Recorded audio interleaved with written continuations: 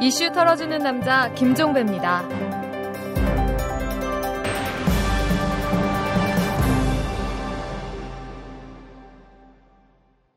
4월 3일 수요일입니다.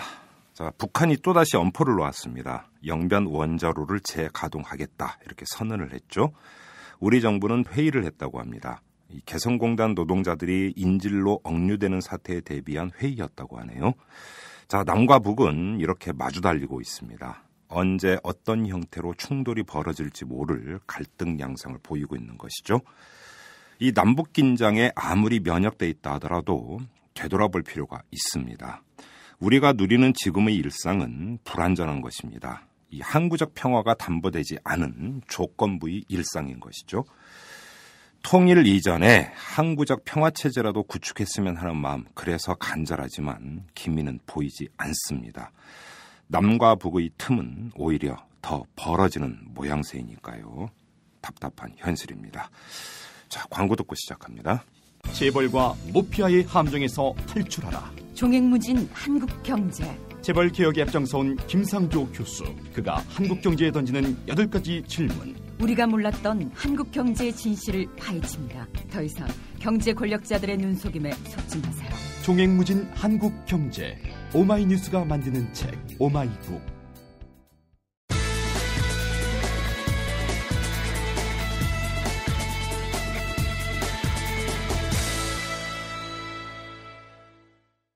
제주 4.3 사건 희생자 위령제가 오늘 오전 11시에 제주 4.3 평화공원에서 열렸습니다만 박근혜 대통령은 참석하지 않았습니다. 대신 정홍원 국무총리가 참석을 했는데요. 이 4.3의 아픈 현실을 그린 독립영화죠. 이 지슬이 전국적으로 5만 명의 누적 관객을 기록하면서 뜨거운 관심을 받고 있는 상황에서 이 더구나 대선 때 4.3을 국가 추모 기념일로 지정하겠다고 약속한 박근혜 대통령이 불참을 한 바로 이 사실 어떻게 봐야 할까요? 자, 제주 4.3 연구소의 김창후 소장을 전화 연결합니다. 여보세요? 예, 여보세요? 예, 안녕하십니까? 예, 안녕하세요, 소장님. 자, 우리 이 방송을 젊은 분들이 참 많이 들으시는데 4.3 사건은 4.3 사건은 참으로 오래된 사건입니다. 그래서 65년이죠, 원래. 그렇죠. 그러니까 이름은 들어봤겠지만 그 사건의 진상이 뭔지는 사실은 정확히 알지 못하는 분들도 참 많을 것 같은데 간략히 정리를 한다면 어떻게 정리할 수 있을까요, 이 사건은? 지금 4.3 특별법이 2000년에 만들어졌거든요. 네네. 그 특별법에서는 1947년 3월 1일부터 1954년 9월 21일까지 그 사이에 여러 가지 그 정치적인 사건도 있었고 그 진압 과정에서 제주도민들이 희생된 사건이라고 이런 식으로 그냥 어떻게 특정하기보다는 그런 일반적인 얘기로 그 정의를 하고 있습니다. 그렇죠. 그러니까 좀 간략히 하면 이게 이제 1948년에 이 남한 단독 정부 수립을 위한 50총선이 열리는데 이거에 반대를 하기 위해서 시작된 사건이었다.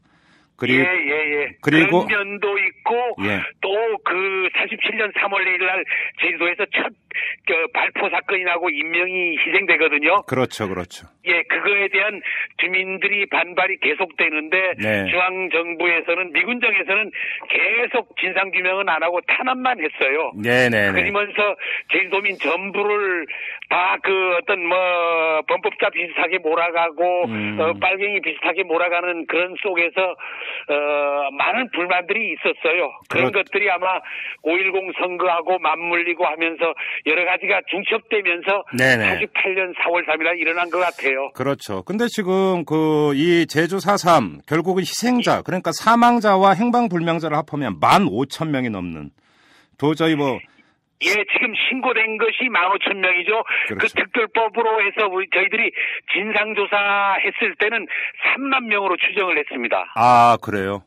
그런데 3만 명으로 추정을 했는데 실제 아직 신고를 한 사람은 15,000명 정도인데요. 그러면 그 나머지는 어떻게 된지 이것도 추가 진상조사를 통해서 계속 밝혀야 된다고 정부에 요구하고 있는 거죠. 그렇죠. 일단 그러니까 4.3 특별법에 따라서 이제 진상조사가 실시가 됐는데 이 진상조사 결과 나타난 게 15,000명이고.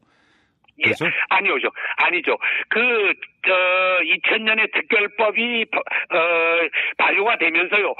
정부의 진상조사단이 구성됐습니다. 네네, 그렇습니다. 그 진상조사단 단장이 지금 서울시장 하시는 박원순 시장님이었거든요. 그 당시에 2003년에 2000년부터 2003년까지 활동이 됐어요. 그래서 2003년에 정부 이름에 4.3 진상규명 보고서라는 게 나왔죠. 네네. 여기 보고서에는 3만 명으로 추정된다고 했는데 실제로 그 특별부에 따라서 희생자 신고를 받잖아요. 신고를 받는 데에는 15,000명 정도밖에 신고가 안 됐다는 거죠. 그러면 진상조사 보고서에는 3만 명으로 추정된다는 게 분명히 들어가 있는 거고요. 들어가 있습니다. 알겠습니다. 그런데 지금도 일부 보수 인사들 같은 경우는 4.3 사건은 공산폭동이다 이렇게 주장을 하고 있습니다. 그렇죠. 계속 그러면서 지금도 그런 걸 안 하고 단지 달라진 건 있어요. 이 4.3 특별법이 2000년에 생기기 이전에는 무조건 빨갱이들 그 섬에서 빨갱이들이 일으킨 사건이고 그에 따라서 도민이 희생된 거라고 얘기를 했는데 4.3 그 특별법이 발효되고 진상보고서가 나오면서 쭉 보니까 아무래도 희생자가 그 3만 명 추정 희생자 중에 85% 저는 더 나가서 95% 이상을 다 그 우리 군경이 토벌대회에서 희생된 걸로 보거든요. 이런 정부의 보고서가 나오니까 딱 인정한 거 하나는 토벌 과정이 지나쳤다. 그건 인정을 하고 있나요? 그거 하나만 얘기해요. 그거 하나만. 나머지는 다 그거 사람들 죽이고 뭐하고 학살하고 한 건 다 정당한데 좀 지나쳤다. 요거 하나만 그렇게 나오더라고요. 근데 이 보수 인사들이 공산폭동으로 주장하는 이유 중에 하나가 이게 이제 사건의 발단이 1948년 4월 3일 새벽 2시잖아요. 이때 그러면서 그 남로당 제주도위원회에서 일단 주도를 했고 그렇죠. 그리고 그 당시에 그 주도를 하면서 발표한 그 여러 가지 그 성명서 이런 거에 그런 내용들이 좀 있었죠. 그러니까 일단 남로당이 일으키기도 했고요. 그냥 그것만 갖고 얘기하는 겁니다. 근데 그거는 남로당이고요. 제주도민 전부가 그 당시에 제주도 인구가 한 28만 명이라고 저희들은 보는데 그 28만 명이 다 공산당이고 제주도 전부가 빨갱이 섬 아니었거든요. 이건 말이 안 되죠, 그거는. 그러니까 그 특별법에도 4.3 사건을 47년 3월 1일 경찰 발포 사건을 기점으로 하여 경찰 서청이 탄압에 대한 저항과 단선 단정 반대를 기치로 48년 4월 3일 남로당 제주도당 무장대가 봉기한 이래 1954년 9월 21일 한라산 금족 지역이 전면 개방될 때까지 제주도에서 발생한 무장대와 토벌대 간의 무력 충돌과 토벌대의 진압 과정에서 수많은 주민들이 희생당한 사건이라고 이런 식으로 정의를 내렸는데 여기 보면은 어떻든 간에 그런 그 과정도 있고 그런 사건이 4.3 사건이 발생하게 된 그런 얘기도 있고 그런 토벌대하고 이 남로당 간의 무력 충돌 과정에서 주민들이 희생당한 이런 얘기도 같이 있거든요. 그러니까 이 법조항에도 이렇게 구별해서 얘기하고 있는데 이 모든 거를 제주도 전체로 적용시켜버리는 거예요. 그러니까 제주도 남로당이 일으킨 사건을 제주도민, 제주도 전부가 일으킨 사건으로 가는 거죠. 그러니까 그 다음에 또 하나 중요한 것은 사실은 사건의 발단은 1948년 4월 3일이 아니라 이미 그 전에 47년 3월 1일 사건이죠. 이미 그때 주민을 상대로 발포가 있었다라는 것 아닙니까? 그러니까 여기서부터 사실은 사건의 발단이라고 봐야 되는 거죠. 발단이고 4.3이 시작이 법에서는 그렇게 정하고 있습니다. 거기서부터 시작됐다고요. 알겠습니다. 아무튼 신고 접수된 것만 희생자가 15,000명이고 추정 수치는 지금 3만 명이 넘는데 이거는 지금 사실은 상상을 초월하는 지금 희생자 규모거든요. 그렇죠. 그 당시 제주도 인구 28만 명이 3만 명이라는 건 그게 진짜 상상이 안 돼요. 그러니까요. 알겠습니다. 자, 이제 고보 4.3 사건의 진상은 사실은 여기서 다시 이야기하는 것 자체가 불필요합니다. 왜냐하면 국가에 의해서 이미 진상 규명이 이루어진 건데. 그렇죠. 이거에 대해서 다시 여기서 왈가왈부하는 것 자체가 사실은 큰 의미가 없는 것 같고요. 제가 볼 때는. 지금 중요한 건 그러니까 바로 오늘 열린 이 4.3 사건 희생자 위령제의 지금 슬로건이 뭐냐면 예. 4.3의 완전한 해결은 국가 추념일 지정부터 이렇게 되어 있습니다. 지정부터. 예, 그렇죠. 지금 이게 국가 추념일로 지정이 안 됐으니까 당연히 이 슬로건이 나온 것 아니겠습니까? 그런데 좀 그렇죠. 제가 이해를 못 하겠는 게 예. 2003년 10월 31일에 노무현 당시 대통령이 우리나라를 대표해서 4.3 사건에 대해서 국가 권력에 의해 대규모 희생이 이루어졌음을 인정하고 제주도민에게 공식 사과까지 했어요. 예, 제주도 와서 직접 하셨죠. 그런데 어떻게 국가 추념일로 지정이 안 될 수가 있는 건가요, 이게? 그냥 그게 계속 아까 말씀하신 그 논리의 연장선에 있는 것 같아요. 예. 이 보수층, 보수정부, 보수당, 이 보수적인 정당 뭐 이런 게 다 연관이 되면서 네. 지금 2003년에 정부 이름의 진상조사 보고서가 나왔고 그 진상조사 보고서는 우리가 한국전쟁을 전후한 이 8년 미군정 이승만 대통령 이 시기에 한국전쟁이 일어나고 53년에 휴전이 되잖아요. 예. 이 8년 동안에 한국 참 문제가 많은 질곡의 현대사 속에서 정부 이름으로 보고서 만든 거는 그거밖에 우리 제주도밖에 없거든요. 예. 4.3 사건 진상조사 보고서에서 2003년에 나온 거예요. 예. 근데 이 보고서가 여기 밖에도 없고 그런 데에도 일단은 그쪽 보수층에서는 그 보고서 자체를 인정 못 하겠다는 거예요. 네. 그래서 계속 보수층 경호회라든지 군대에 계셨던 고위층에서는 별단 그 성우회 분들, 그리고 보수적인 종교 그런 층 같은 데서는 계속 처음부터 특별법이 법에 대한 무효 신청에서부터 진상조사 보고서가 저 문제가 있다. 또 희생자, 억울한 희생자라고 국가에서 선정하면 희생자 선정에 문제 있다는 식으로 계속 문제를 제기했어요. 그 문제 제기가 그냥 말로만 제기하는 게 아니고 법정 소송까지도 계속 한 10대 건을 냈었어요. 그 우익 측에서. 근데 그 10대 건이나 된 그 우익 측의 소송이 사실 저희들은 특별법에 따라서 그 특별법에 의해서 진상 규명을 하고 조사를 하고 희생자 선정을 쭉 해가는 거잖아요. 그렇죠. 그러니까 위배될 수가 없어요. 그러니까 법원에서도 그 소송을 제기한 우익 측이 이긴 소송은 하나도 없어요. 그냥 계속 저희들이 소송이나 모든 법적 정당성은 저희들이 갖고 있는 것은 확실한데 문제는 그거 같아요. 우리 사회의 그 보수와 진보이 나누는 서로 상대방을 인정하지 않는 이런 것들이 제일 문제인 것 같고 이 4.3에도 그것 때문에 서로가 이렇게 계속 갈등이 이어지는 것 같은 생각이 듭니다. 그래. 결국은 그러면 이 보수 우익 인사들의 반대 때문에 국가 이 추념일로 지정이 안 되고 있다 이런 분석이시네요. 그런 거죠. 그러니까 선거 때 박근혜 대통령이 지난 12월 선거 때 저희들 제주에 와서 대선 공약으로 무슨 약속을 하셨는가 하면 저도 깜짝 놀란 말이에요. 4.3 완전 해결이에요. 4.3 해결도 아니고 완전 해결이에요. 이 완전이라는 말은 우리 쉽사리 쓸 수 없는 말이잖아요. 그래서 이 4.3 완전 뜻이 뭐냐. 그래서 제가 지난주에 아까 말씀하신 그 세미나 할 때 발표하면서 여러 층에서 물어본 적이 있어요. 정부에서 박근혜 대통령이 4.3을 완전 해결하려면 어떻게 하면 되겠냐. 근데 답은 다양한데 어떤 분은 우리 아버지 살려내라 그랬어요. 맞는 말이잖아요. 완전 해결하면 다 해야죠. 그런 얘기에서부터 어떤 분은 국가 추념일 지정 얘기도 있고 그다음에 특히 유족분들은 가장 아쉬운 게 그 배보상 문제예요. 금전적인 거.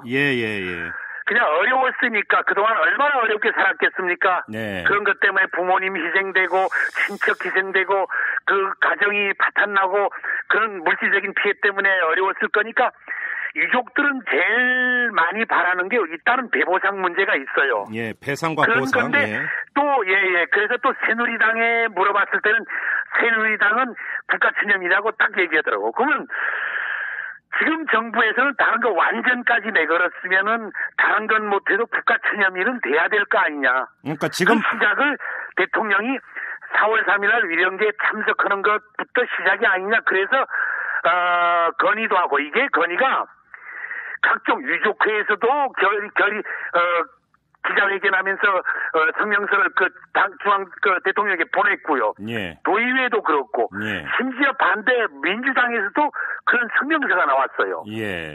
그러니까 이게 결국은 대통령이 참석해달라는 것은 대통령 참석으로만 끝나는 게 아니고 그 다음 국가 기념일을 일단 인정해주고 하나씩 뭔가 제주도에도 줘야 될 거 아니냐 그런 뜻이 있잖아요, 사실. 예, 잠깐만요. 여기서 지금 잠깐만요, 소장님. 예. 박근혜 대통령이 대선 때 제주도에 와서 4.3의 완전한 해결을 약속을 했을 때 그래갖고 새누리당에 다시 물어봤다는 거 아닙니까? 그 완전한 해결이 무엇을 완전이라는 뜻이 뭐냐고. 무엇을 뜻하느냐 했을 때 새누리당에서는 국가 그 추념일로 지정하는 걸 말한다. 이렇게 이야기를 했다라는 거죠. 그냥 지역 새누리당은 사실 제주도가 민주당 국회의원 3명이 내일 삼선했잖아요. 그 영향도 사실은 4.3 그게 참 크다고 저희 제주도에서는 얘기해요. 맞아요. 제주도 새누리당에서는 중앙당에 항상 그거 얘기하죠. 4.3 문제에 대해서는 잘해달라고 하는데 저희 제주도 사람들이 하는 논리가 중앙에 얘기할 때 하는 논리가 있어요. 저희들이 힘이 없는 거를 표현하는 말로 제주도는 1% 얘기해요. 이 말 들어보셨죠? 제주도 힘이 우리 대한민국의 1%밖에 안 된다는 얘기예요. 인구도 1%, 경제력도 1%, 정치력도 1%. 그냥 1% 만족시키기보다는 새누리당 중앙에서는 나머지 99% 만족시키는 게 더 이득이라는 얘기죠. 그러니까 제주도만은 들어도 되고 안 들어도 된다는 얘기가 돼버리는 거예요, 이게. 그러니까 사실 중앙에서는 지방 새누리당은 속이 타지만은 논리적으로는 그렇게 중앙당에서는 봐버리는 거예요. 지금 이 국가 추념일 지정을 할 수 있는 절차가 두 가지가 있어요. 하나는 국회에서 여야가 합의해서 법을 바꾸면 되는 방법이 하나가 있고. 법적으로 하는 거요. 또 하나는 대통령령으로 정할 수가 있거든요. 이거는 뭐 굳이 국회를 거치지 않는 거니까. 박근혜 대통령이 마음만 먹으면 얼마든지 기념일로 지정할 수 있거든요, 사실은. 그런데 오늘 위령제에 참석을 하지 않았습니다. 그러면 국가기념일로 지정할 의사가 없다. 박근혜 대통령 의사에 그럴 생각이 없다. 이렇게 해석을 해야 되는 겁니까? 어떻게 되는 겁니까? 일단은 그렇게 봐야 되는데 근데 이 대통령 대신 총리가 오시면서 그쪽에서 얘기한 거는 이유가 그거더라고요. 지금 북한하고 좀 복잡하고 좀 상황이 매우 좀 안 좋은 부분이 있지 않습니까? 그 이유를 얘기하더라고요. 그러니까 일부 이해되는 부분도 있지만은 그거 외로 제주도에 와서 위령제에 참가했더라고 그 문제가 더 커지는 건 아니잖아요. 그러니까 일단은 지금 말씀하시는 대로 박근혜 대통령이 의지가 없는 부분도 분명히 있고요. 근데 그렇더라도 제 입장에서도 바라는 게 정말 앞으로 임기 동안 4번이 더 남았잖아요. 4번이 더 남았으니까 4번 중에 한 번은 와주시고 그리고 국가 추념일에서부터 몇 가지 제주도에서 공약한 4.3에 대한 거는 좀 해주시기를 바라겠어요. 근데 그게 참 만만치 않다는 게 지난 MB 정권 5년 동안 MB도 그 후보 시절에는 대통령 후보 시절에는 제주도 와서 4.3 평화공원 참배도 했고 참배하면서 여러 가지 약속도 했어요. 근데 5년 동안 한 번도 안 오셨거든요. 이 위령제 날에 그래요. 한 번도 안 오시고 그랬는데 지금 그게 또 박근혜 대통령한테까지도 이어질지는 모르겠지만은 그래도 나머지 4번 동안에 한 번은 꼭 오시고 아까 말씀한 대로 국회가 어렵다면 대통령령으로라도 정말 대통령 정말 마음이 있었고 그래서 완전 해결하겠다 했으면은 그렇게도 얼마든지 할 수 있는 걸로 보이고요. 그리고 제가 지난주 그 세미나 하면서 발표했던 것 중에 국가 추념일로 제가 볼 때는 너무 약해요. 그것만 상식적으로 지정하면 뭐예요? 지금 제주도에서 그 4.3을 하면서 4.3 평화재단이 만들어진 게 있거든요. 제주 4.3 평화재단에서 만들어졌는데 4.3 문제를 앞으로 전담할 그 예산이 정부에서 해마다 20억을 보내와요. 이게 옛날 논리로 얘기하면 옛날 재단 재단 기금으로 500억을 조성해달라 제주도에서도 일부 마련해 가겠다 하는 과정에서 그 얘기가 되면서 500억 만들기는 힘드니까 1년 이자가 한 20억이 되니까 정부에서 20억 정도는 지원해 주겠다고 한 거예요. 그래서 20억을 지원해 주는데 그 예산이 참 작잖아요. 그 재단 운영이라는 게 재단 직원 월급에서부터 재단 모든 행사를 해야 되는데 사실은 유족들 의료비 보조하고 예. 생활보조금 좀 내고 하다 보면 1년에 12, 3억이 나가버려요. 어허. 그런데 작년 12월 달부터 올해 2월 28일까지 석 달 동안 추가 희생자와 유족 신고를 받았어요. 예. 이 과정에서 유족들이 27,000명이나 또 신고를 했어요. 예. 그러면은 이 숫자들이 원래 그 심사에서 정당한 유족으로 판정이 돼버리면 네. 무슨 문제가 나오는가 하면 내년부터는 이 사람들 의료비 생활보조비가 추가돼야 될 거거든요. 그렇죠. 그러면 20억 재단에 오는 20억 갖고는 유족들 지금도 감당을 못하는 거예요. 예. 재단 운영은 아예 염두도 못 낼 이런 처지에 온 거예요.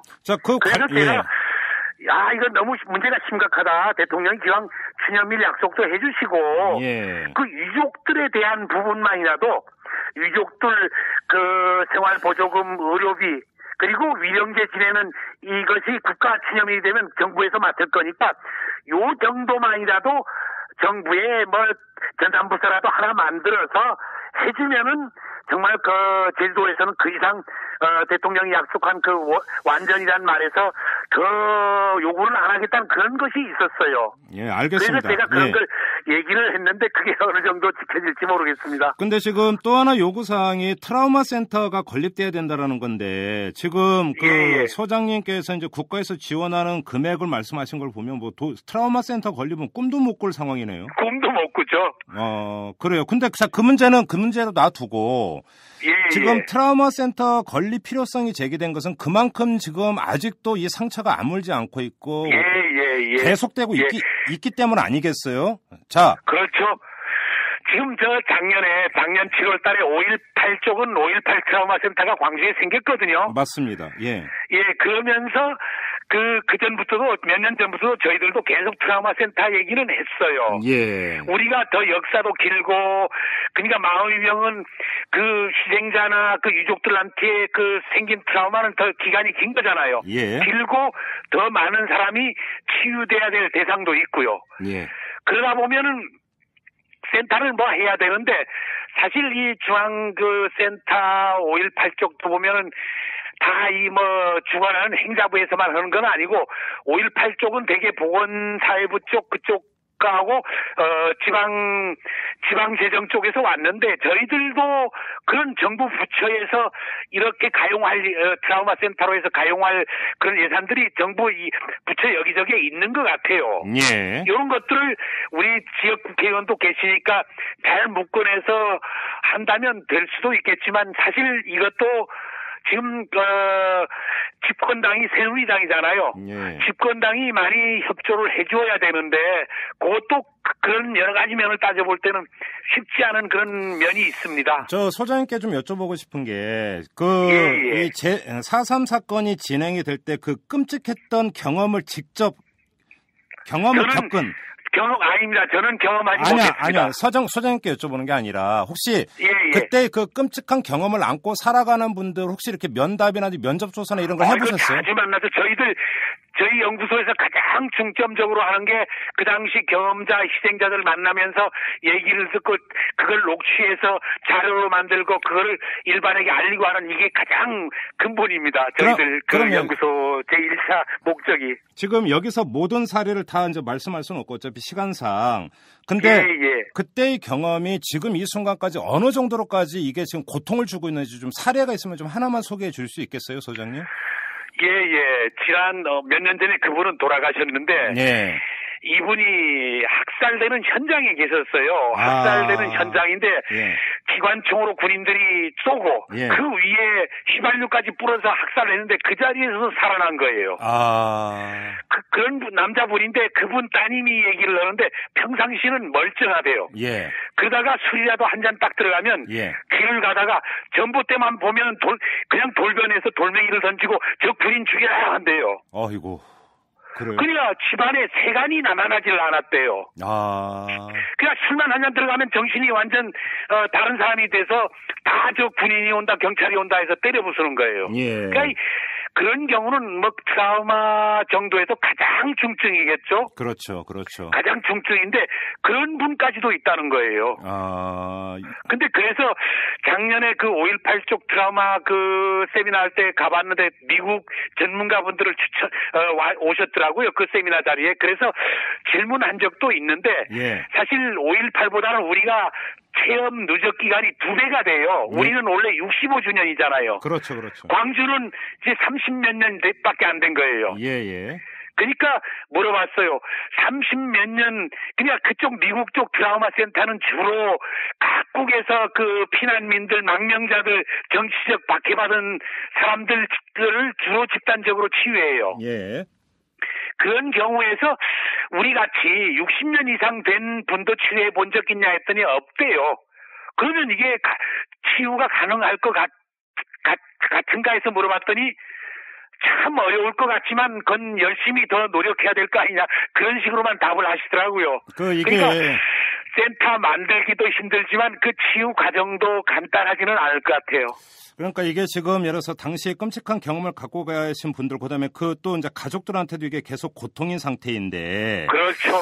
이게 뭐 국가 추념일을 지정을 하건 이래봤자 사실은 그 상처가 완전히 치유되는 것도 아니지 않습니까? 말 그대로. 그렇죠. 최소한의 조치인데 이것조차도 지금 제대로 실현이 되고 있지 않다. 바로 이게 지금. 예, 그런 거죠. 예, 우리의 현실인 것 같습니다, 소장님. 예. 좀 답답하네요, 말씀을 듣다 보니까. 예. 그러니까 아무리 이 성격을 좀 달리하고 사삼을 달리 보고 오지만 달리 보는 건 단지 이 사삼을 이데올로기만 보려니까 그래요. 저희들은 그 진상보고서 2003년에 나온 거 앞에서도 얘기했지만 그 진상조사 보고서 자체도 이데올로기적인 면으로 보는 게 없어요. 저희들도 그렇게 생각 안 하거든요. 예. 그러니까 아무리 그 보수 집권 여당 쪽에서나 이런 게 보수층에 계신 분들도 조금 뭐 하더라도 정말 이전 우리가 사삼을 진상규명하면서 모토가 뭐였는고 서로 우리 사회가 더 이상 갈등을 일으키지 말고 화해하고 상생하자였거든요. 예.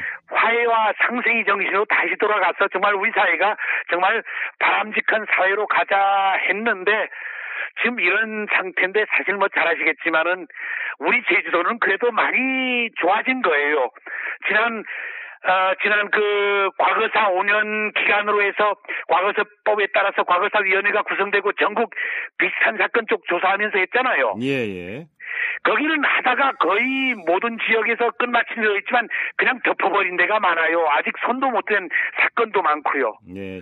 그러니까 우리나라가 참 해방 전국에서 그 해방 8년 동안 한국전쟁 전후에서 해방 8년사에 대한 이 과거사 진상규명이 참 심각하고 우선은 저희들은 일을 하는 입장에서 보면은 서로가 조금만 한 발 양보해서 화해하고 상생하면 못할 거 없다고 봐요. 근데 아직도 무조건 그 과거에 생각했던 무조건 빨갱이, 제주 사람 전체가 빨갱이 아니거든요. 예. 그냥 다 그런 식으로만 아직도 생각하니까 이게 아직도 해결이 안 되고 이게 우리 사회의 저변층에 남고 그리고 지금 북한 문제 생겼을 때도 계속 서로 이쪽 저쪽이 갈등이 오는 원인이 다 여기에 있다고 봅니다.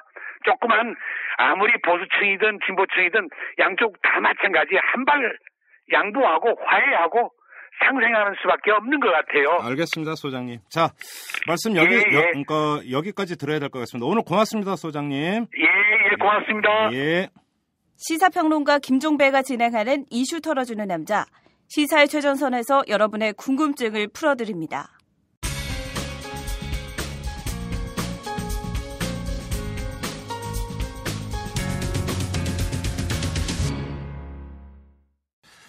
네, 오늘 수요일인데요. 어제 말씀드린 대로 이 고정 코너 순서를 이번 주에 한해서 바꿨습니다. 이 황상민 교수님의 이제 개인적인 일정 때문에 이 황상민의 그는 왜 이걸 매주 화요일에 보내드렸는데 오늘은 바로 오늘 이 수요일로 하루 요일을 변경을 했습니다. 자, 지난 두 번의 시간 동안은 전화로 연결을 했었는데요. 오늘은 황상민 교수님께서 스튜디오에 직접 나오셨습니다. 안녕하세요, 교수님. 네, 안녕하세요. 이렇게 직접 얼굴을 배우니 참으로 반갑고 좋습니다. 그렇죠. 예. 아무래도 전화로 참 이야기를 나누는 게 좀 답답하죠. 네. 아무리 저 얼굴이 좀 못생겼더라도 아니요. 직접 보는 게 아니요. 제가 지금 그 말씀을 드리려고 했는데 이렇게 직접 배우니 이 교수님의 이 용안이 못생긴 얼굴도 너무 반갑고 너무 정겹고 좋습니다. 그렇죠. 아무튼 전화 통화하느라고 진짜 애먹었습니다. 네, 고생 많으셨어요. 교수님도 진짜 고생 많이 하셨고요.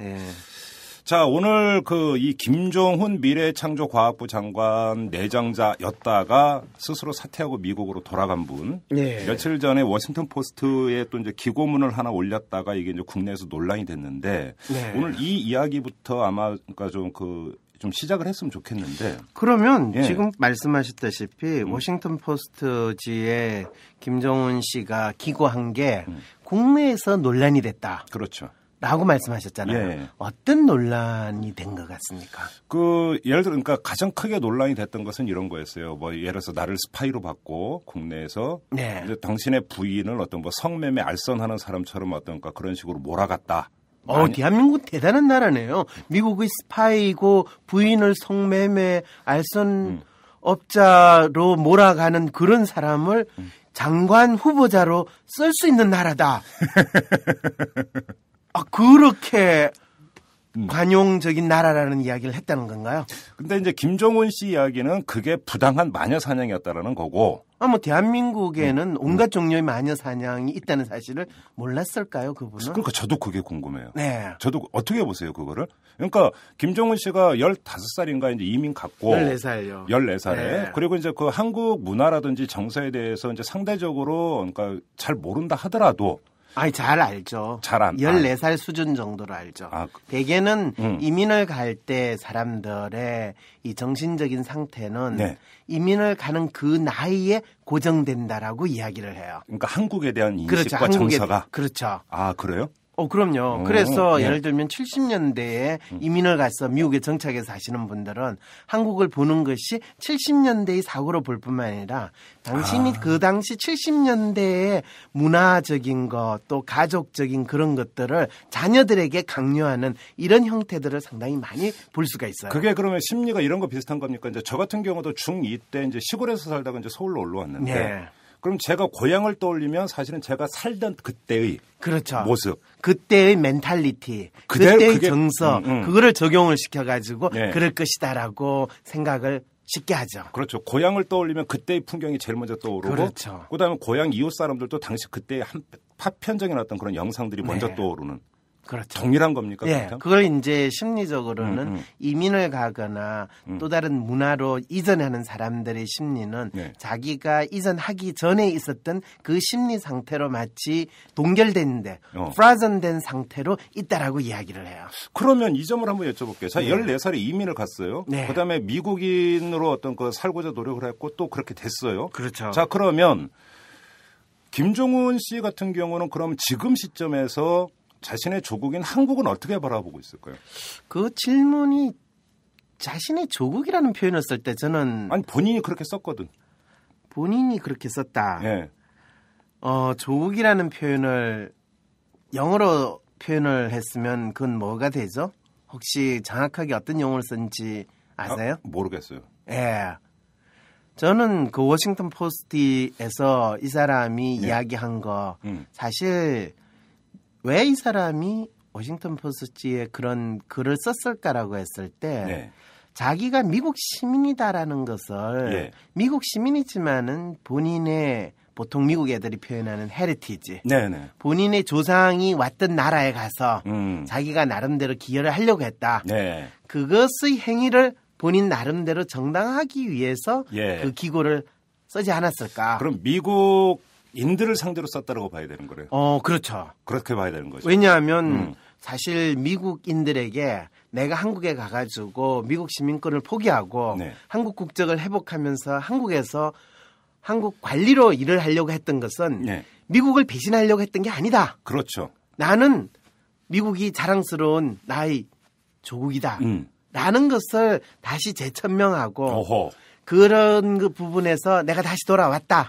라는 것을 확인하는 글로서 표현을 하고 그 측면에서 봤을 때 내가 알았던 한국, 내가 14살 때 떠났던 그 못 살고 그 후진이었던 그 나라는 지금 돈 좀 벌었긴 하지만은 여전히 후진인 상태는 이 면할 수 없다. 어허. 앞으로 잘 되려면 좀 이 기본적인 태도를 좀 바꿔야 되지 않겠는가라는 조언까지 아주 진짜 부모의 나라, 예. 부모가 낳았던 본인의 뭐 헤리티지라고 하는 그 나라를 걱정하는 마음으로 예. 이 기고를 했다라고 봐야죠.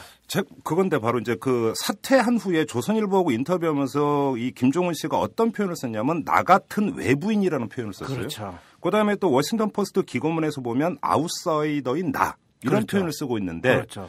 제가 그걸 보면서 느낀 게 김종은 씨가 바라본 한국은 참 멀리 있는 나라구나. 뭔가 그리고 자기가 한국이라는 그 어떤 하나의 사회, 국가 내지 사회에 속해 있는 사람이 아니라 밖에서 조망하는 것 아니냐. 저는 이런 느낌을 받았거든요. 그런 느낌이 뭐가 문제가 있나요? 그러니까 그러면 김종은 씨 같은 경우는 한국에 대해서 상당한 거리감을 가지고 다가왔고 바라봤다. 이렇게 그냥 보면 되는 겁니까? 그렇게까지 표현할 거는 뭐가 있을까요? 김종은 씨에게 이 대한민국은 어떤 의미가 있을까요? 한번 다시 제가 질문을 한번 드려볼게요. 네. 본인이 김종은이다라고 생각을 해서 네. 한번 이야기를 해보세요. 네.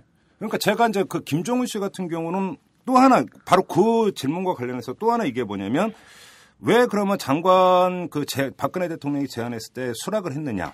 그 질문부터 차라리 먼저 던졌어야 돼요. 기자가 물어봤을 때 도전이라는 표현을 썼어요. 김종은 씨 같은 경우는. 자, 그러면 기자가 물었을 때 도전 이 나름대로 이 조국에 대한 헌신 이런 이야기 말고 무슨 이야기를 하겠어요? 그러니까 저는 근데 도전이라고 하는 단어와 헌신이라는 단어가 조응할 수 있는 단어인가요? 아니 뭐든지 갖다 붙이면 다 되지 안 될 게 뭐가 있어요. 제가 바로 궁금한 게 그러니까 도전적인 마음 그다음에 조국에 대한 헌신 이 두 가지 이유를 들었는데 자기가 장관직을 수락한 이유를 저는 거기서 제가 너무 이제 따지고 들어가는 건지는 모르겠는데 도전과 헌신이 과연 이게 조응할 수 있는 그 마음일까라는 궁금증이 들어서 여쭤봅니다. 그거는 얼마든지 조응할 수 있어요. 어떻게요? 네. 그래요? 아니 도전도 하고 헌신도 하겠다는데 그게 뭐가 잘못돼요. 그거는 전혀 이상하지 않고요. 저는 그 말에 의미를 그렇게 붙이는 김정배 선생이 참 그냥 듣기 좋으라고 하는 이야기에 과도한 의미를 붙이시는구나. 그냥 그렇게만 이해하면 돼요? 그럼요. 그거보다는 더 다시 던져서 어떤 사람이 14살에 이 나라에서 너무너무 살기 힘들어가지고 이민을 갔어요. 예. 그리고 가서 성공했어요. 네, 그 이민 간 나라에서 성공했어요. 예. 자, 성공한 다음에 그 나라에서 자기가 나름대로 인정을 받고 살아요. 예. 그런데 그냥 그 나라에서 조용히 사는 게 아니라 지난번에 제가 북한에서 이 탈북하신 분들이 한국에서 살게 돼서 돈을 잘 벌고 나름대로 성공하면 어떤 심리가 있다고 그랬어요. 돌아가고자 하는 심리가 있다고 그렇죠. 그랬을 때 그 대한민국에서 당신이 미국에서 성공했고 돈 많이 벌었으니까 당신의 그 능력을 이 한국에 와서 한번 발휘를 해주세요. 그리고 당신한테 장관이라는 높은 자리를 줄게요. 그럴 때 만약 김종배 씨가 그 상황이 있다면 김종배 씨는 무슨 소리입니까? 저는 미국에서 성공을 했지만은 한국 상황을 잘 모릅니다.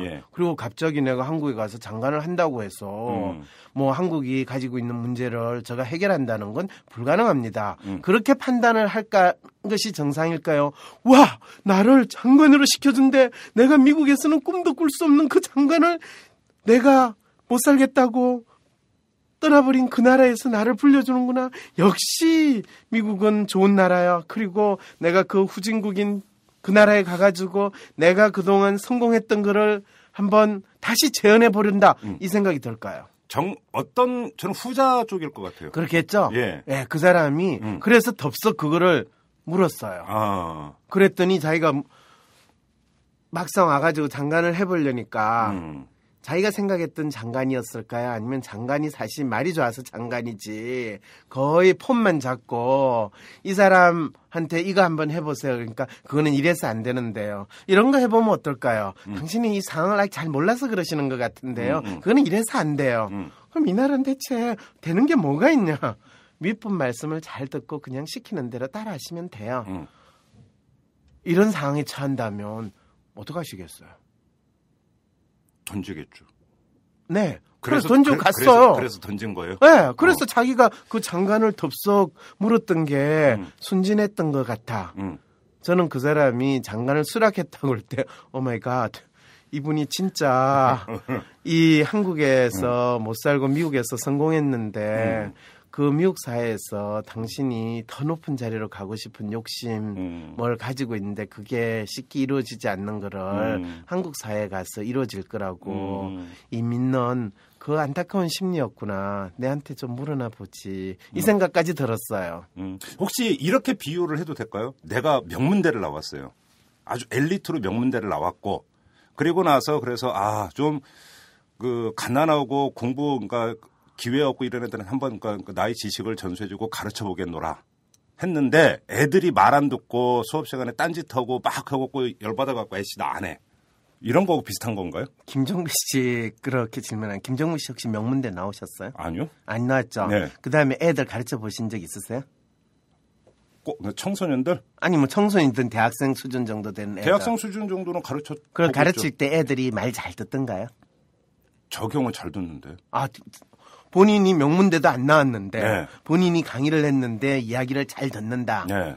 그러면 본인이 뛰어나다는 게 증명이 된 거죠. 해석이 상당히 좋습니다, 지금. 그럼요. 그런데 예. 그렇게 뛰어난 능력을 가지신 분이 아니 명문대를 넣은 사람이 아이들을 가르쳤는데 그 아이들이 잘못 받아들인다라고 하는 그런 말도 안 되는 추리는 어떻게 하실 수가 있어요? 왜냐하면 제가 그 질문을 드린 게 이런 거예요. 자, 교수님 말씀대로 김정은 씨의 뇌리에는 그러니까 자기가 14살 때의 한국의 모습, 그러니까 후진국의 모습으로 그대로 남아있고 근데 자기는 세계 인류 국가인 미국에서 성공한 케이스고 그죠? 그런 상태에서 자 거기서 성공했다는 건요. 예. 돈 좀 벌었다 정도로 이야기하는 게 맞습니다. 정확합니다.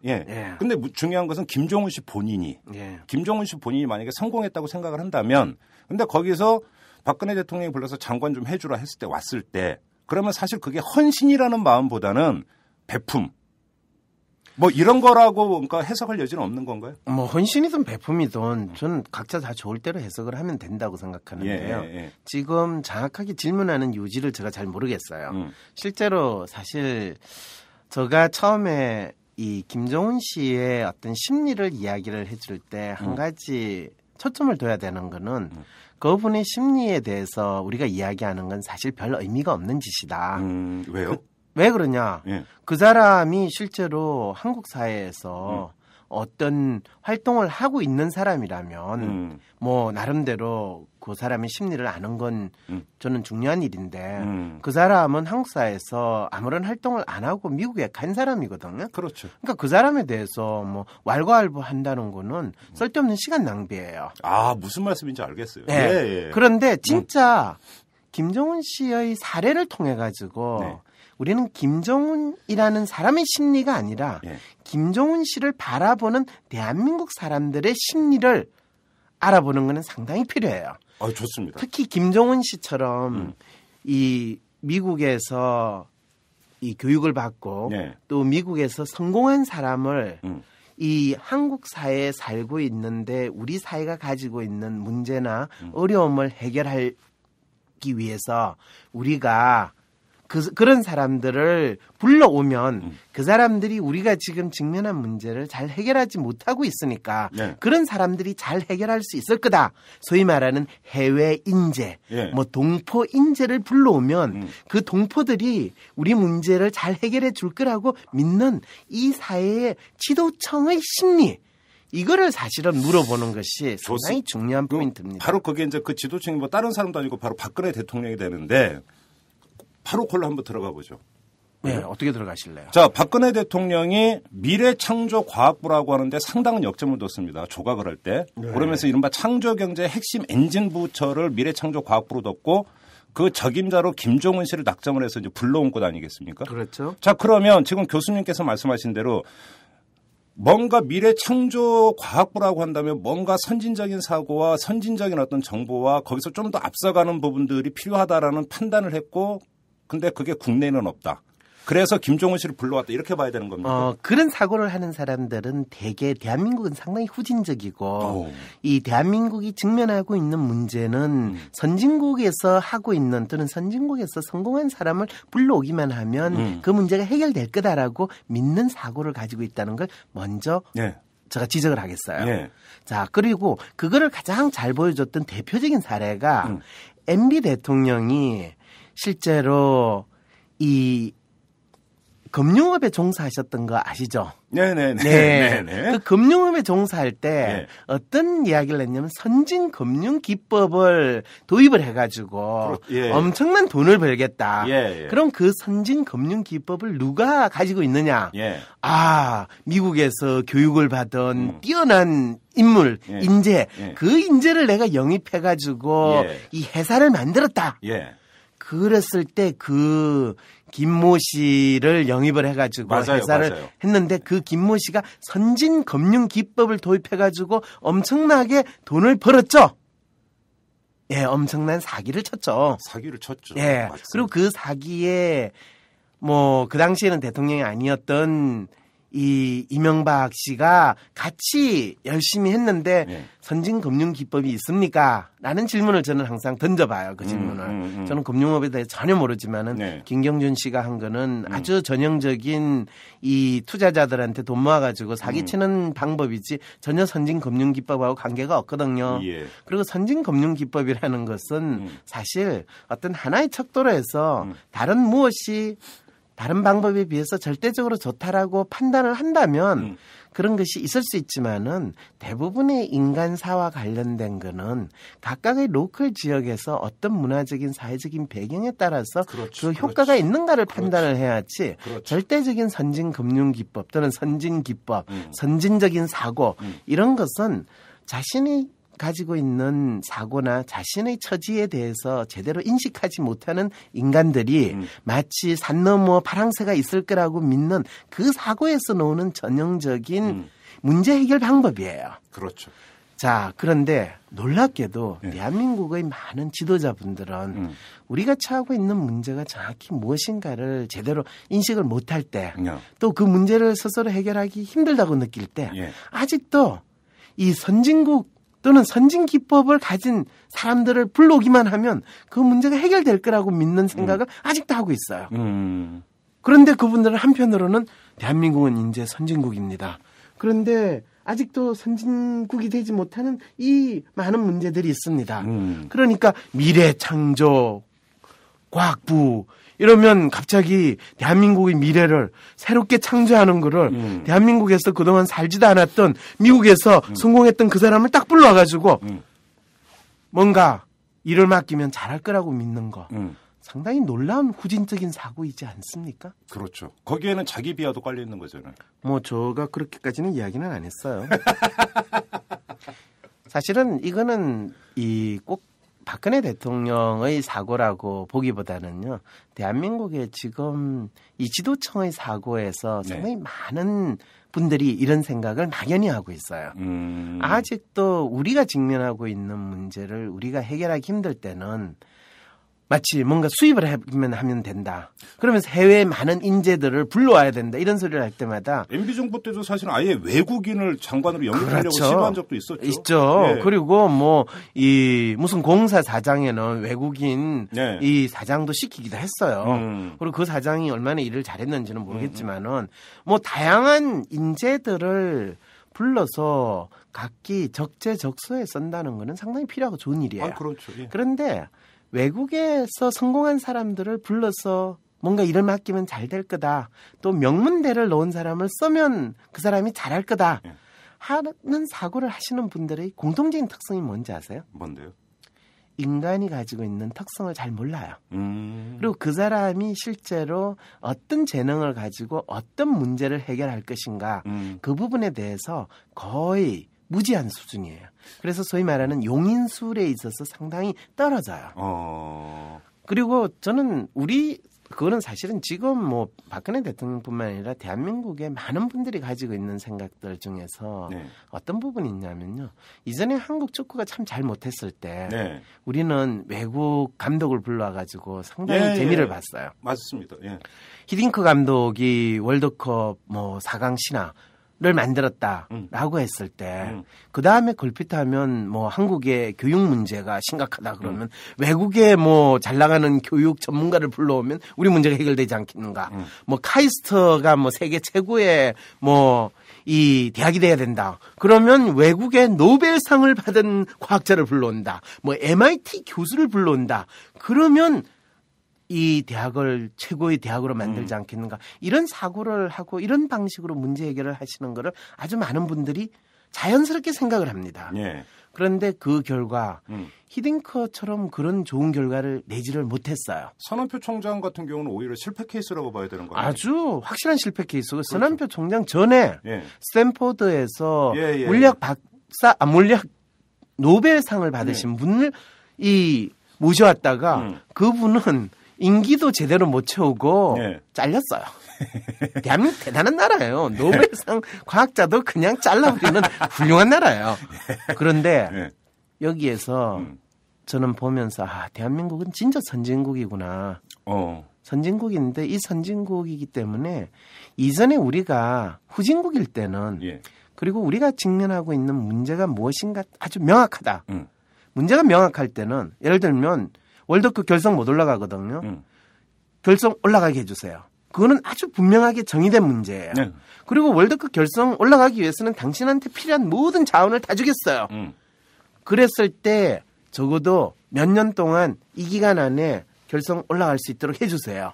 라고 하는 이런 명확한 과제에서 명확한 그 과제를 수행하기 위해서 리소스를 투입하는 거는 외국인을 불러오든 뭘 하든 기존의 다른 방식으로 하는 거에서 분명하게 문제를 해결할 수 있어요. 그런데 대한민국의 미래를 새롭게 창조해 주세요. 이거는 어떤 모습인지 분명히 들어오나요? 안 들어오나요? 모르겠어요. 모르겠죠. 그걸 뭐라고 그러냐면 문제가 분명히 규정되지 않는 경우라고 바로 그거죠. 그러니까 창조 경제가 뭐냐 도대체. 그렇죠. 새누리당 안에서도 얘기 나온다는 거 아닙니까? 그럼요. 청와대에 가서 물어보세요. 그거에 대해서 답변하실 수 있는 분이신지. 오늘 뉴스 보니까 조만간 답변한대요. 조만간. 조만간요? 아마 그 답변하면 전부 다 뒤로 넘어질 거예요. 제가 그러니까 문제는 장담할게요.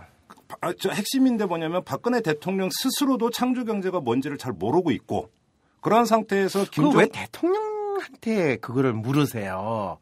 대통령은 그냥 폼을 잡고 있고 밑에 있는 애들이 그거를 잘 정리해가지고 대통령이 당신이 생각하는 이 창조 경제라는 건 이런 거죠.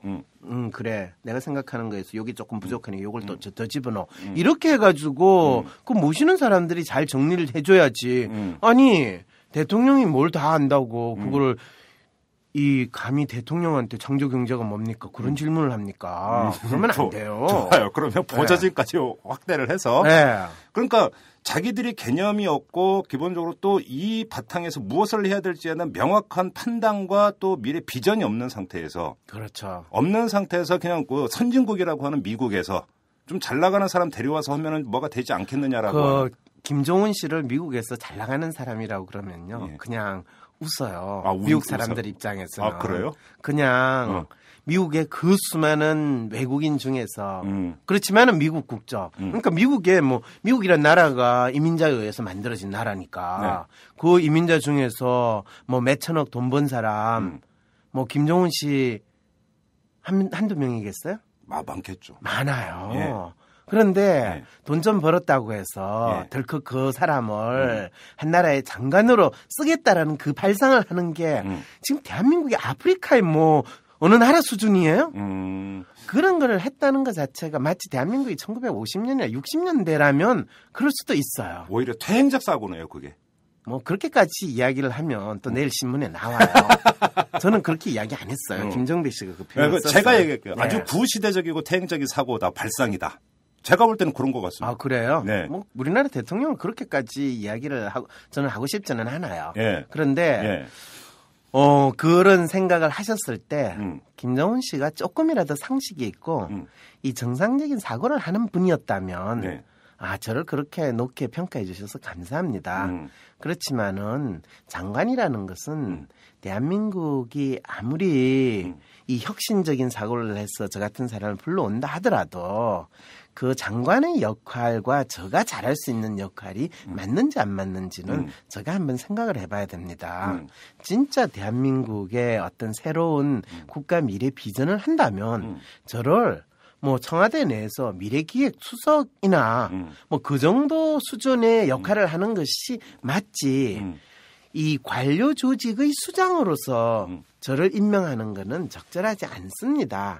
라는 이야기를 해야지 그 사람이 그렇죠. 최소한의 이 정부 조직이거나 관료 사회가 움직이는 것에 대해서 알고 있다라는 거거든요. 미국도 어떤 사람이 이 대학 교수를 하고 있는데 네. 갑자기 너 장관해라 그러면 그거는 내게 적합한 일이 아닙니다라고 이야기하는 것이 정상적인 인간이에요. 그 말은 뭐냐면 김정은 씨가 그 제안을 덥석 받았다는 것은 관료 조직이나 사회나 정치 이게 움직이는 거에 대해서 너무나 무지했던 그러니까 이분이 기술자였고 엔지니어였고 그렇죠. 그러니까 본인이 그냥 연구소 소장시켜주는 그 사고로 이 국가 운영을 보는 그 수준이었다라는 거를 생각할 수가 있는 그러면 거죠. 사태의 변부터 해가지고 워싱턴 포스트 기고문까지 쭉 일관되는 한국 정치권, 그다음에 관료 문화, 그다음에 그래서 언론 환경이나 이제 인터넷 문화에 대해서 아주 날선 그런 발언을 한 것도 모르고 뭘 모르고 왔다가 그렇죠. 거기에 대해서 그러니까 표현을 어떻게 해야 되는 겁니까? 충격을 받은 겁니까? 1차적으로 그렇게 표현하는 것이 정확하죠. 예. 그리고 사실은 그분이 완전히 한국 사회를 모르지는 않았어요. 예. 그분이 성공한 다음에 한국 사회에 여러 번 1년에도 몇 번씩 왔다 갔다 하고 그러면서 항상 이 구경꾼의 입장에서 한국 사회의 문제를 지적을 하고 멘트를 날리는 입장이었거든요. 왜 저걸 하면 되는데. 근데 실제로 이분에 대한 이 하나의 기록을 보면 그것이 얼마나 사실인지 저도 잘 모르겠지만 언론에서 보도된 걸 보면 서울시하고 뭔가 프로젝트를 하기 위해서 몇백억을 지원을 받았는데 뭐 성과는 거의 없었다. 몇 년이 지나도 성과가 없었다. 그거를 보면서 그렇지 성과가 있을 리가 없지. 이 대한민국의 눈먼 정부 돈 받아 먹었는데 그걸 그 사람이 가져갔는지 아닌지 모르겠지만은 그분 입장에서는 한국의 빌딩도 사고 뭐 땅도 샀든지 뭐 산 걸 보면 이 나라를 당신의 나름대로 이 은퇴 후에 전진 기지로 생각하는 그 정도 사고는 했겠구나.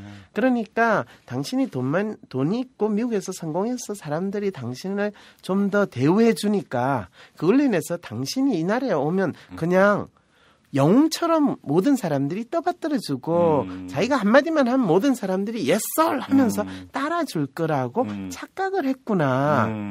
그런데 막상 한국에서 당신이 어떤 문제를 직면하고 그 문제를 해결해 본 그런 경험은 없는 사람이었고 심지어 실제로 뭐 서울시와 그런 협약을 맺어가지고 그런 수백억의 돈을 받아서 성과를 냈느냐면 성과를 내지 못한 상황이라면 이런 분들을 보고 전형적인 먹튀 심리라고 이야기는 할 수 있겠구나 라는 해석은 가능해요. 그렇지만 이 사람이 먹튀 수준인지 아닌지를 제대로 파악을 못한 그 정도의 이 인재 등용 내지는 인재를 선발해서 쓰는 사람들이라면 그거는 사기를 친 사람보다 사기를 당한 인간이 더 멍청하다고 우리가 이야기를 하는 그거하고 비슷한 상황은 아닐까 이 생각도 이제 드는데 그 생각을 그 이후에 박근혜 정부에서 여러분들이 요직을 맡고 인사 검증을 했을 때 쭉 나타나는 그 면면을 다 보니까 이 정부에서 진짜 한 자리 차지하고 윗사람 사기치기에는 참 좋은 정부겠구나 라는 생각까지도 들었다라는 거죠. 참 안타깝죠. 그리고 이제 사실은 안타까운 마음에서 혹시라도 다음에 많은 사람들이 우리가 직면하고 있는 문제를 해결하려고 그러는데 좋은 생각이 없고 뭔가 좋은 방법을 가진 이 사람은 없을까 이렇게 생각할 때 제발 해외에 있는 어떤 인재가 우리 문제를 해결해 줄 거라는 예. 그 생각은 제발 하지 말아줬으면 하는 게 심리학자로서 제가 던지는 항상 마지막 제언입니다. 그렇죠. 왜 그러냐면 예. 어떤 기술적인 문제, 우리가 이야기하는 정답이 정해져 있고 문제가 명확한 거라면 우리가 마치 수학 문제를 푸는 것처럼 그런 뛰어난 인재를 전 세계적으로 우리는 찾아올 수 있어요. 과학 실험실이나 이런 경우 그렇죠. 예. 새로운 기술을 개발한다. 그것도 그렇죠. 가능해요. 예. 그렇지만은 사회 문화적인 배경의 토대를 두고 그렇죠. 또 이 대한민국의 사회가 작동하는 그 과정에서 일어나는 문제, 그거는 일단 문제 자체가 무엇인가를 규정하는 데 있어도 각각의 사람들이 보고자 하는 방식, 관점, 네. 뷰에 따라서 네. 너무나 동일한 문제가 너무나 다르게 보여져요. 아. 제가 김연아가 교생 실습 나간 거를 쇼라고 이야기를 했을 때 예. 많은 사람들은 무슨 소리야? 김연아가 교생 실습 나간 게 왜 쇼냐? 이러면서 저를 비난을 했을 때 제가 참 황당하다는 생각이 들었어요. 예. 아니 교생 실습을 처음 나간 사람이 처음 나가는 그 자리에서 자기가 마치 교생 실습 끝날 때 하는 이 학생들을 가르치는 그 모습을 보이는 걸 그걸 쇼라고 그러지. 그럼 그걸 뭐라고 그럽니까? 교생 실습을 한다라고 그럽니까? 그리고 김연아 선수가 실제로 저는 그때 김연아 선수를 디스하거나 욕을 하려고 한 게 아니었어요. 저는 마음이 너무 안타까웠어요. 저 훌륭한 선수가 지금 열심히 연습을 해가지고 사실 그런 기대까지를 하는 거는 좀 지나친 욕심이기도 해요. 또 다음 이 올림픽에서 금메달을 따주면 얼마나 좋겠까 그런 기대까지 제가 했는데 사실은 그건 지나친 기대지만은 그래도 저 선수가 이 광고 한다고 난리치고 돈 버는데 저렇게 보이고 그다음에 술 광고까지 넣는 그거는 우리의 영웅을 너무 욕되게 하는 건데 그건 좀 곤란하지 않는가. 네. 그리고 그걸 제대로 교육을 시키는 거는 대학에서 제대로 우리의 스포츠 영웅을 좀 제대로 교육을 시켜야 된다라는 그 취지로서 이야기를 했어요. 그런데 어떤 사람은 우리가 요정같이 생각하는 김연아 선수를 디스하다니 감히 네가 뭔데 뭐 이렇게 이야기를 할 때 교수님은 디스한 게 아니라 오히려 김연아 선수를 아끼는 마음이었죠. 그렇죠. 네? 똑같은 거를 가지고 한 사람은 디스했다고 그러고 정작 말을 한 사람은 내가 김연아를 얼마나 아끼는 마음에서 그 이야기를 했는데 라고 하는 이 상황이 벌어지는 이것이 대한민국의 현재 상당히 복잡한 상황이라는 거예요. 알겠습니다. 이랬을 때는 문제를 우리가 어떻게 규정하느냐에 따라서 그 문제를 해결하는 방식도 완전히 달라져요. 김연아 선수가 이번에 저는 이 세계 챔피언 거기 나와가지고 우승을 하는 걸 보고 야 내가 그 한마디 한 걸 진짜 잘했다 그 생각이 드는 거예요. 제가 만약 그 이야기를 안 했으면 김연아 선수가 태릉 선수촌에 다시 들어가가지고 열심히 연습했겠어요? 웃을 일이 아니에요. 저는 사람들이 저한테 그 욕을 하면서도 인간들이 지가 보고 싶은 대로만 보지 실제로 그 밑바탕에 깔려 있는 거를 보려고 하지 않을 때 그것이 한국 사회가 지금 직면하고 있는 문제다. 그랬을 때 우리는 막연히 뭐 정답을 가진 누군가를 가지고 오면 데리고 오면 그 사람이 이 문제를 해결할 것이다 라고 생각을 하면 우리 문제를 해결할 수가 없어요. 특히 미래를 준비하고 또 기존의 사고와 틀에서 벗어나는 창의적인 사고를 하는 창조를 하겠다라고 할 때는 우리 모두가 각기 다양한 시각으로 볼 수 있는 사람들이 그 현상에 대해서 그 사건에 대해서 각기 다양한 생각들을 던져냈을 때 그걸 잘 버물려 가지고 마치 비빔밥처럼 새로운 형태의 요리를 만들어낼 수 있는 그런 다양한 의견들을 통합할 수 있는 것이 미래를 창조하는 핵심인데 마치 이것이 정답이에요. 그 정답을 가진 사람을 쓰기만 하면 됩니다. 라는 사고를 가지고 있다면 진짜 그거는 미래를 제대로 보지도 못하고 창조는커녕 기존에 있는 것도 쪽박을 깨기 쉬운 그 상황에 처하게 된다는 거죠. 신토부리가 꼭 농산물에만 적용되는 얘기는 아니네요. 그거를 꼭 신토부리라고 생각은 하지 마세요. 왜냐하면 외국에서 가져온 것도 그것이 우리한테 도움이 될 수 있을 때는 그걸 그대로 도움이 되는 게 아니라 이 토양에 맞게 변형시키고 변화된다는 것을 기대해야 되는 거예요. 그렇죠. 그리고 그 변형시키고 변화시키는 거는 그 외국에서 온 이 농산물이 스스로 변화시키고 변형되는 것이 아니라 서로요. 이 사회가 예. 이 사회에 있는 우리가 그 그렇죠. 사람을 변형시키는 거예요. 그렇죠, 그렇죠. 보통 그거 알죠? 강남에서 귤이 강북에 오면 어떻게 된다고 그러나? 탱자가 된다. 탱자가 되는 거예요. 예. 김정은 씨는 예. 한국에 와가 탱자가 된 거예요. 어. 그러니까 그 탱자를 가지고 예. 자기가 미국에 가서 씹어보니까 진짜 썬 거예요.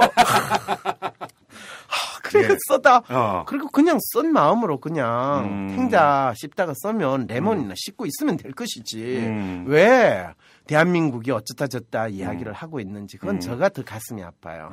그래서 아마 청와대에 계신 그분도 예. 썬 탱자는 없을 테고 예. 레몬을 씹으면서 왜 그 강남의 귤을 우리는 제대로 예. 귤로 못 먹냐라고 예. 주위에 있는 사람들한테 야단을 치거나 국민들한테 화풀이를 하는데 예, 맞아요. 강남에서는 귤이었는지 모르겠지만은 대한민국에서 오면 탱자가 되는 그렇죠, 겁니다. 그렇죠. 그거를 제발 이해를 하세요. 예. 그게 제가 대한민국 모든 분들한테 꼭 드리고 싶은 이야기예요. 네. 그래서 누가 잘했다 잘못했다를 떠나서 대한민국 사람들이 제발 일반 대중도 마찬가지예요. 김정은 씨 같은 그 인재를 왜 우리가 못 쓰냐. 그분은 미국에서 인재였어요. 예. 그런데 대한민국에 오는 순간 예. 또 다른 인재가 되게 그 상황입니다. 그럴 때 말하는 인재는 인간이 만든 재앙이라는 뜻이에요. 이게 뭐 어렵게 생각할 거 없이 예를 들어서 축구에서 축구 선수가 바르셀로나에서는 너무나 펄펄 날았는데 다른 팀에 가면은 오히려 부진한 게 맞습니다. 그게 예를 들어서 이제 그 개인의 기량이 중요한 게 아니라 팀워크도 중요한 거고 포메이션에 이제 적응해 들어가고 녹아 들어가는 게 중요한 것 아니겠습니까? 그 원리가 똑같은 거 아니에요? 똑같아요. 그랬을 때 만일 우리 사회의 문제를 해결하고 싶은 어떤 분이든지 간에 네. 또 우리의 미래를 새롭게 창조하고자 하시는 분이 있다면요. 예. 그런 것을 간절히 원한다면 내가 할 수 있습니다. 라고 나서시지 마시고요. 미래 우리가 바라는 미래는 이런 거 아닌가요? 우리가 창조를 한다라는 것은 이런 거 아닌가요? 그렇죠, 그렇죠. 그런 생각을 가진 다양한 생각을 가진 많은 사람들의 이야기를 들으면서 진짜 그 다양한 생각들이 몇 가지 각기 다른 모습이 있을 때 그중에서 우리는 어떤 모습을 선택해야 될까요? 예. 그 중에 가장 중요하게 생각하는 것을 선택을 하게 될 때 예. 우리는 지금 막연하게 보이는 미래를 명확하게 찾아 나갈 수가 있어요. 예. 자기가 중요하게 생각하는 것을 분명히 뭔지를 아. 알면 예. 그것만 딱 정하면 그렇죠, 그렇죠. 그것이 내가 중요하게 생각하는 것, 소위 말하는 가치예요. 그렇죠, 그렇죠. 우리가 인물을 정할 때는 바로 그것을 먼저 고려했어야 되는데 재밌게도 미래 창조 과학분과 이거에 대한 수장을 뽑을 때 우리 박근혜 당선자는 어떤 사람을 뽑았을까? 인물 좋고 성격 좋고 돈 많은 배우자를 선택하는 그 심리로 대략적으로 주위에 보니까 없으니까 멀리 있는 사람을 끌고 왔는데 사실은요 그런 사람이 이 진짜 인물 좋고 성격 좋고 돈 많은 여자가 김정배 씨하고 결혼할 가능성이 별로 없는 거와 마찬가지로 그런 사람은 대한민국에 장관하러 안 와요. 오케이. 무슨 말인지 알겠죠. 예. 알겠습니다. 그랬을 때 진짜 이 대한민국에서 인재를 찾는다라고 할 때는 어떤 멋진 영웅이 우리의 문제를 일거에 해결해 줄 수 있는 사람이다라고 믿는 그 자체가 대한민국의 재앙이 돼요. 그렇죠, 그렇죠. 이 일을 가장 잘할 수 있는 사람 그리고 이 일에 가장 잘 맞는 사람이 누굴까라는 사람을 택할 때는 그 사람이 가진 어떤 특성이 이 일을 가장 잘할 것인가를 먼저 고려를 해야 되는데 네네네. 갑자기 강남의 귤을 그냥 강북에 딱 심으면 강남에 있던 귤이 강북에 와가지고 오렌지가 될 거라고 기대를 하는 거 그건 얼마나 무지한 사고예요. 어리석은 짓이죠. 제가 이야기 안 했어요. 그래요? 네. 제가 얘기했어요. 어리석은 생각이다, 그건. 네. 그 내일 신문에 김종배 박근혜 대통령은 어리석었다. 이렇게 이제 이야기했다가 나오겠네요. 근데 어리석었다라는 것은 가치 평가이기 때문에 큰 문제가 없을 거라고 사료되어 옵니다. 그렇군요. 네. 아무튼, 자, 여기까지 진행을 해야 될 것 같은데, 스튜디오에서 이렇게 뵈니까 너무 좋습니다. 앞으로 어디 가지 마세요. 그거는 제가 잘 모르겠네요. 예. 제가 예. 아무튼 좀 여독을 좀 푸셔야 될 텐데 여독이라는 거 뭐 저한테 뭐 독이라도 줬나요? 좀 썰렁한. 왜 이렇게 까칠하세요 지금? 좀 까칠한 거 없는데. 네. 알겠습니다. 교수님 오늘 여기까지 하겠습니다. 잘 들었습니다, 교수님. 네, 안녕히 계세요. 네. 안녕하세요. 오마이뉴스 대표 오연호입니다. 오늘 방송 잘 들으셨나요? 오마이뉴스는 10만인 클럽 회원 여러분의 후원으로 이탈남을 제작하고 있습니다. 오마이TV의 대선 올레도 10만인 클럽 덕분이었습니다. 이탈남과 오마이TV 더 열심히 하겠습니다. 여러분이 제작자입니다. 월 10,000원에 참여 10만인 클럽 회원이 되어 주십시오. 오마이뉴스 첫 화면에서 직접 가입하시거나 02-733-5505 내선 274번으로 전화 주시면 담당 직원이 안내해 드립니다. 지금 7,500명입니다. 함께해 주십시오. 감사합니다. 김창후 소장께서 이 4.3 사건을 제발 이데올로기로 보지 말아달라 이렇게 당부를 했는데요. 공감합니다. 이 제주 4.3 과정에서 희생당한 사람들이 적게는 15,000명, 최대 3만 명을 헤아리고 있습니다. 그리고 그 대부분은 민간인이었습니다. 그러면 이 엄청난 숫자의 민간인들이 모두 빨갱이이겠습니까? 결코 그건 아닐 겁니다. 그 원리는 아주 간단한 데 있습니다. 전쟁 중에도 민간인을 살해하는 것은 범죄로 취급이 됩니다. 그래서 처벌을 받게 돼 있습니다. 이 아주 단순한 상식, 원리만 생각을 해도 제발 이데올로기로 보지 말아달라는 김창후 소장의 말씀이 무엇인지 충분히 이해가 될 거라고 생각을 합니다. 자, 오늘 방송 여기서 마무리하도록 하겠습니다. 지금까지 이탈남 김종배였습니다.